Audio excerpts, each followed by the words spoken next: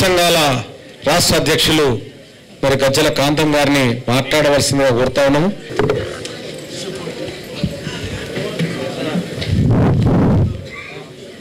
ఈ సమావేశానికి అధ్యక్షత వహించినటువంటి మరి మానకొండూరు ఎమ్మెల్యే గారు డాక్టర్ కవ్వపల్లి సత్తన్న గారికి మరియు వీరేశమన్న గారికి అదేవిధంగా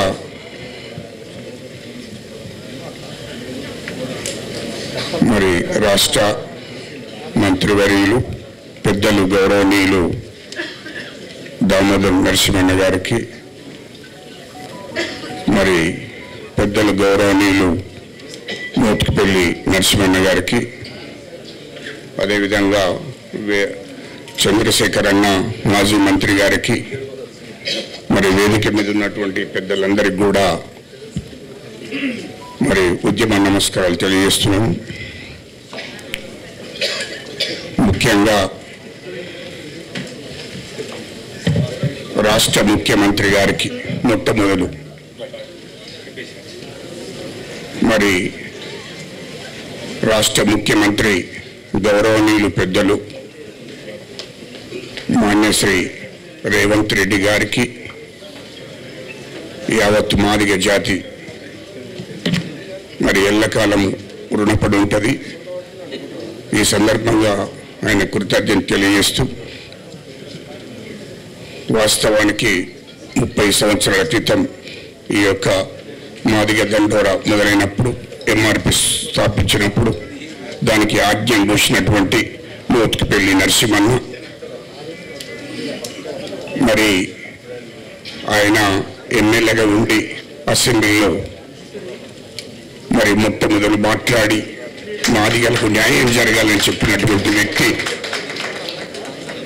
అది ఆయన ప్రోత్సాహంతోనే మందకృష్ణ కావచ్చు, మరి కృపాకరణ కానీ మరి వేదిక మీద ఉన్నటువంటి పెద్దలు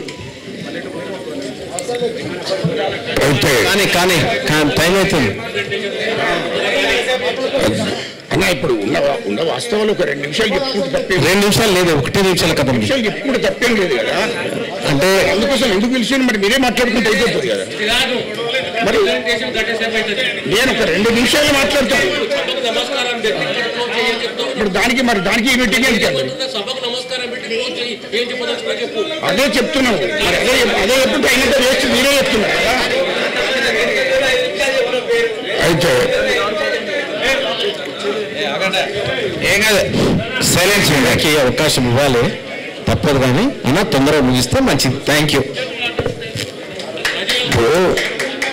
నేను ఒట్టి వాళ్ళ పేర్లు చెప్పడం లేదు. ఉద్యమానికి సహకరించినటువంటి ఉద్యమకాలను కూడా గుర్తు చేసుకోకుండా అయిపోయింది, వర్గీకరణ అయిపోయింది.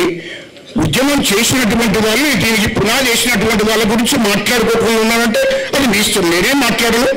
ఇది ఈ ఘనత ఇది రాష్ట్ర కాంగ్రెస్ పార్టీకి, రాహుల్ గాంధీ గారికి, అదేవిధంగా సోనియా గాంధీ అమ్మగారికి, మన ముఖ్యమంత్రి రేవంత్ రెడ్డి గారికి, వీళ్ళందరికీ ఈ యొక్క వర్గీకరణ జరిగింది అంటే, ఈ 75 ఏళ్ళ ఆశ నెలవేరిందంటే, 30 ఏళ్ళ ఉద్యమంలో ఈ ఆశ నెలవేరిందంటే ఈ కాంగ్రెస్ ప్రభుత్వాన్ని నిర్ణయం తీసుకొని మరి కాంగ్రెస్ ప్రభుత్వానికి మనం అండగా ఉండవలసిన అవసరం ఉంది. ముఖ్యమంత్రి గారికి ముఖ్యంగా అండగా ఉండవలసిన అవసరం ఉందని చెప్పి తెలియజేస్తూ ముగిస్తున్నాను.